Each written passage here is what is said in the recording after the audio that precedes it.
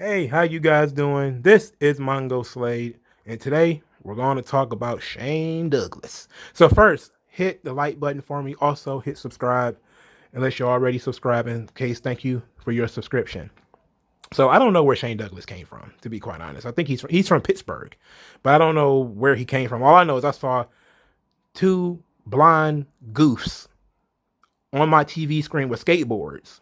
One of them is People Power John Laurinaitis, otherwise known as Johnny Ace, the Ace Crusher, and the other one is Shane Douglas. And Shane Douglas, and we talk about two.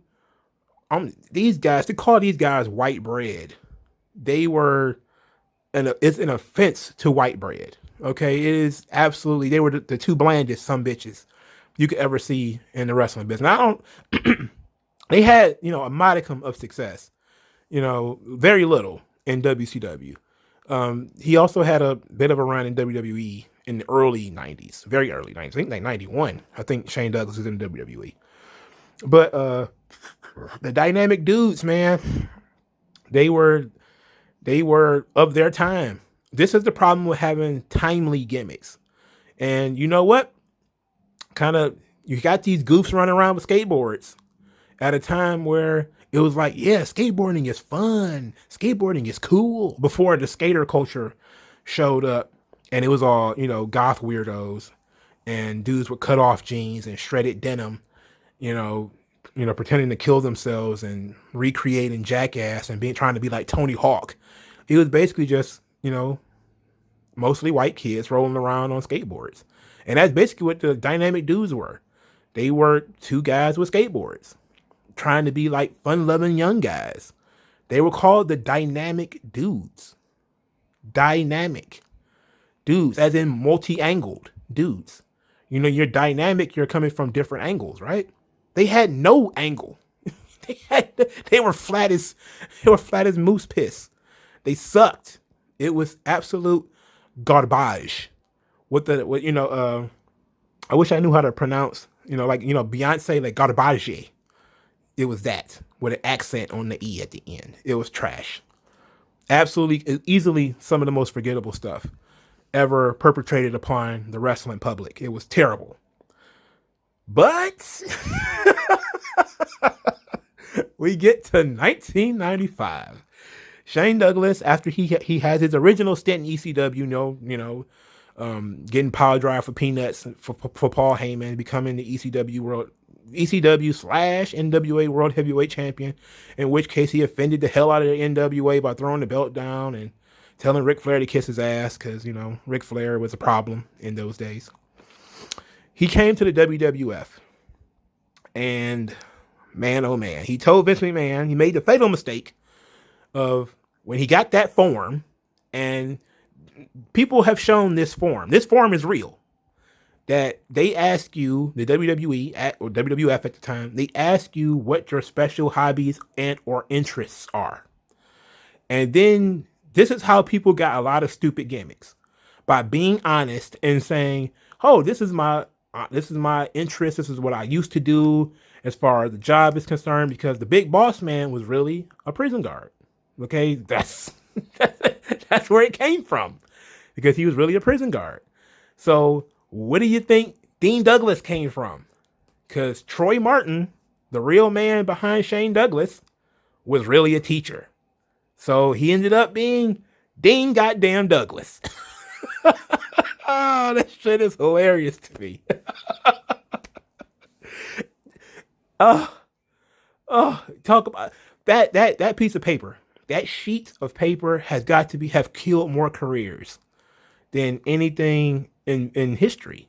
When they ask you what your interests are and what your hobbies are, I don't know what you're supposed to put that's going to make you sound cool or make you get over. But as soon as you write, "Oh yeah, I used to be a teacher," it's over for you. Because like, okay, now you're a teacher. You're the evil teacher. And there's never been a good guy teacher. Ain't never been one. But okay, so Dean Douglas, the character of Dean Douglas, was basically this, of course, an arrogant heel who over enunciated his words. He had a paddle. He had an exclamation mark on his back for some odd reason. He had a haircut like that butch lady from Married with Children. It was all bad. Now, here's the thing: most gimmicks can work if you do them properly, give them enough time. I don't think Dean Douglas was one of those things. I don't think Dean Douglas is one of those things. I don't think it could work. I don't think. I don't think I don't think he wanted it to work. I think that it sucked. Dean Douglas knew it sucked. He was just wanting to get paid, and then he just decided, hey, the politics that came with it, he didn't want that either. But the character could have been more successful than it was. He's basically an evil teacher, an evil college professor, because I forget whether he said that he used to teach, I think, first grade or something like that. He was a elementary school teacher. He wasn't like a higher level. I don't think he taught like high school or anything like that. I think he taught like elementary school or something like that. And then they just exaggerated that he was, this super smart, know-it-all kind of guy.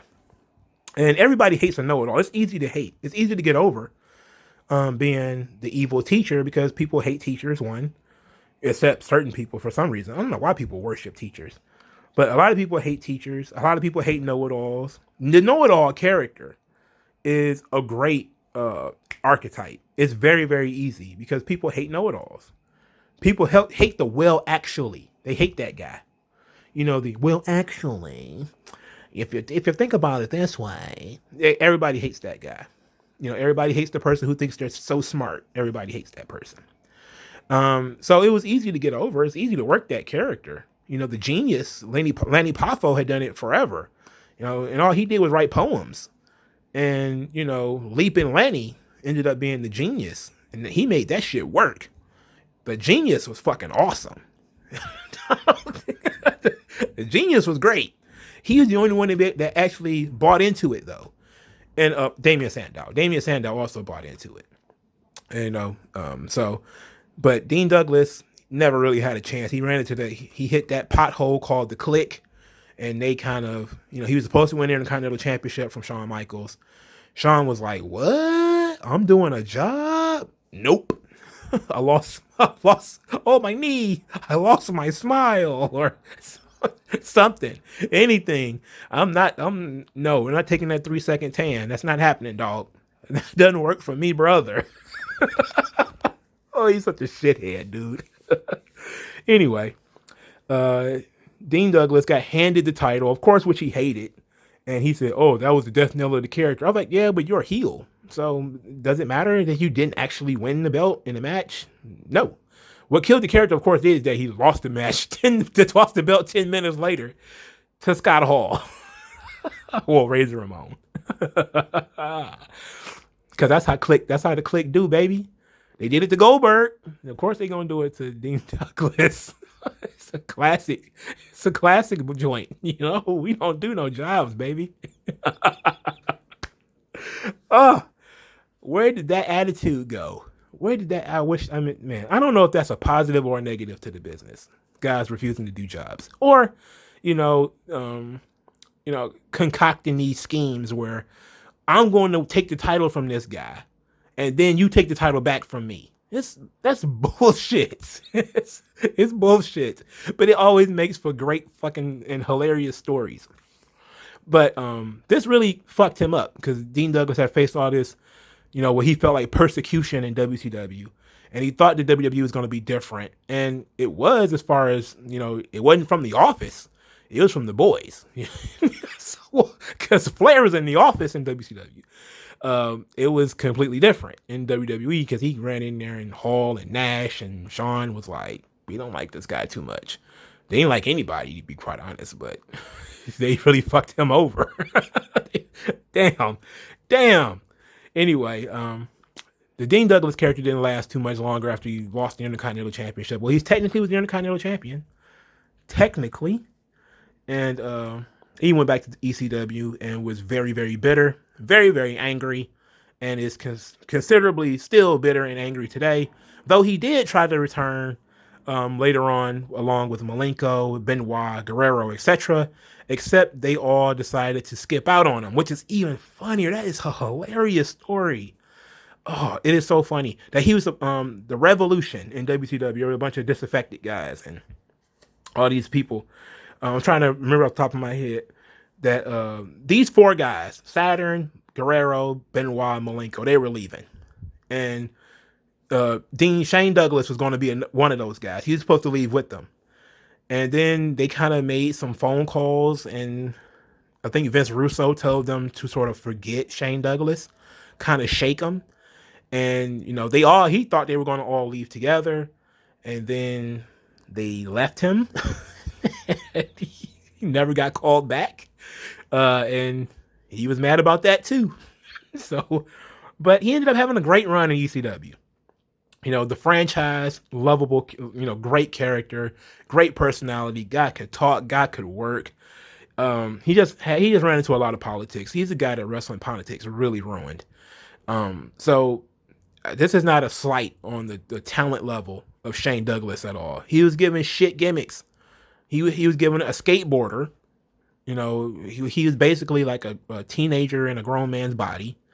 And then he was given an evil teacher gimmick. I mean, there's not much you could do with either one of those things. You know, we remember Shane Douglas because he was the franchise, because the franchise was awesome.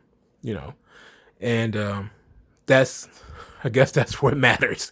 Anyway, thank you guys for listening. Like this video, share this video, subscribe to the channel, and I will talk to you guys later.